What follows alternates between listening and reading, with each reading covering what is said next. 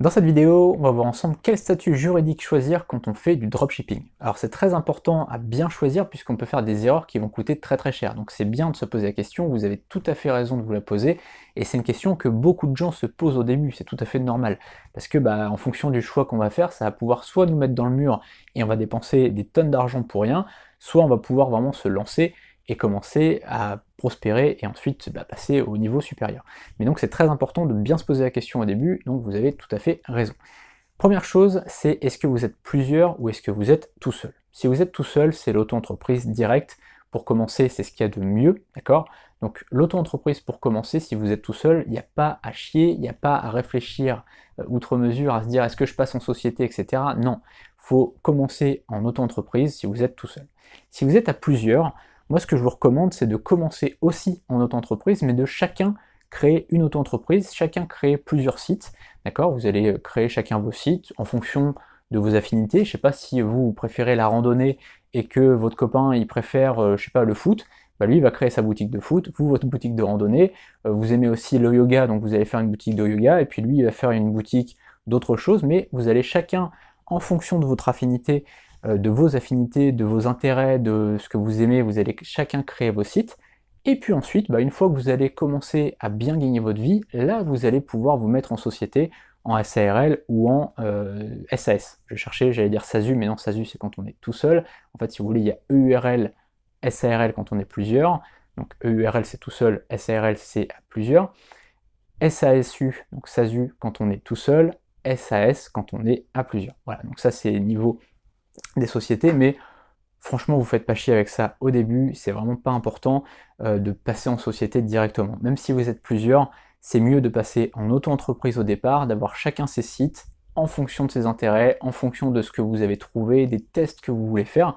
Et puis une fois que vous aurez réussi tous les deux, une fois que vos sites ils commenceront à bien évoluer et que vous arriverez à proche du plancher, enfin du plafond, pardon, et bien là à ce moment-là, vous pourrez passer en société tous les deux ou tous les trois ou tous les quatre. Mais c'est pas nécessaire d'au début passer directement en société, même si vous êtes plusieurs, c'est mieux de chacun faire votre business et ensuite vous mettre ensemble. Donc voilà, ça c'est vraiment le conseil que je pourrais vous donner.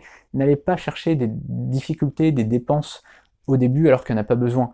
Si vous êtes tout seul, mettez-vous en auto-entreprise. Ce qui est très important, c'est au début de limiter les dangers, d'accord? Donc évitez de dépenser de l'argent dans des choses qui sont pas nécessaires. Prenez une marge suffisante, parce qu'il faut vous rappeler que là, vos charges sociales et vos impôts, c'est en fonction de votre chiffre d'affaires, d'accord?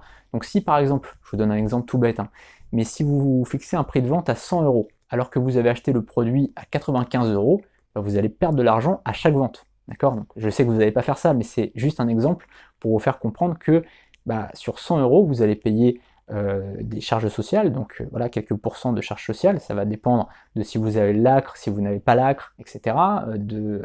Finalement, bon, là c'est de la vente de produits physiques, donc ça va être toujours le même taux, mais ça dépend de si vous avez l'acre ou pas, donc je ne vais pas donner un taux, surtout ça change tout le temps, mais grosso modo, voilà, si vous vendez un produit 100 euros que vous l'avez acheté 95, ou si vous avez un programme d'affiliation par exemple, et là vous allez perdre de l'argent, d'accord? Donc il faut vraiment avoir une marge suffisante.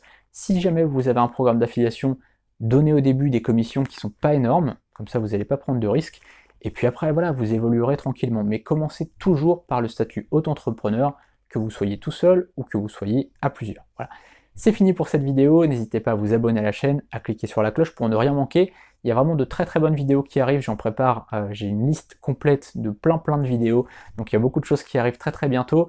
Je filmerai parfois mon écran, parfois je ferai des vidéos face caméra comme ici, et puis si ça vous intéresse, n'hésitez pas à aller beaucoup plus loin. En dessous, dans la description, vous avez le lien vers ma formation gratuite et vers ma formation premium. A très bientôt pour une prochaine vidéo, et juste en dessous, dans les liens.